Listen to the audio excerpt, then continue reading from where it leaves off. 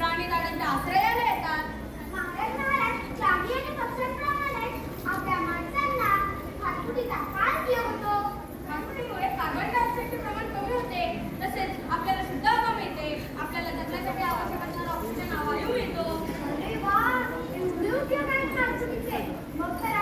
खारफुटी लावलीच पाहिजे. हो, आपण सर्वांनी खारफुटी लावलीच पाहिजे.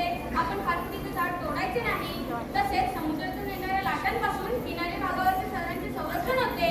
चला तर मग खारफुटी जगवा, खारफुटी जगवा, खारफुटी जगवा, खारफुटी जगवा.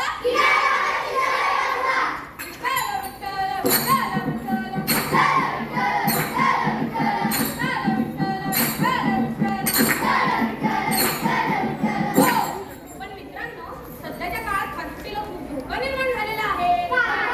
खारफुटीला धोका? हो, महाराज खारफुटीला कोणता धोका निर्माण झाला आहे? वृक्षतोड. काय? वृक्षतोड. इमारती व कारखाने बांधण्यासाठी लोक वृक्षतोड करतात. त्यामुळे खारफुटीचे प्रमाण कमी झालेले आहे. आपण वृक्षतोड थांबवली पाहिजे. महाराज फर्निचर तयार करण्यासाठी लाकडांची गरज असते. मग आपण लाकूड कुठून आणणार?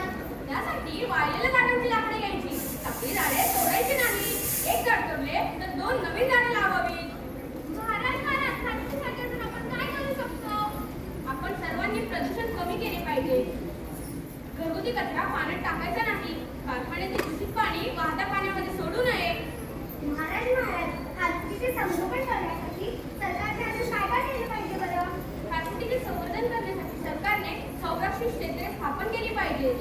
म्हणजे आपल्या ऐरोली येथील कामगार सेमिको म्युझियम आहे त्या प्रकारच्या क्षेत्रामधला काय? हो, अगदी बरोबर. आपल्या नवी मुंबईत ऐरोली या ठिकाणी कांदळवन फ्लेमिंगो सँच्युरी आहे. तेथे फ्लेमिंगो पक्षी आणि खारफुटीचे संवर्धन केले जाते. त्यासाठी सरकार अनुदान सुद्धा देत आहे. कांदळवन येथे विविध दुर्मिळ वनस्पती यांचे संवर्धन केले जाते. तसेच दुर्मिळ प्राणी यांचा सांभाळ केला जातो. कांदळवन हे आपल्यासाठी नवी मुंबईसाठी अभिमानाची गोष्ट आहे.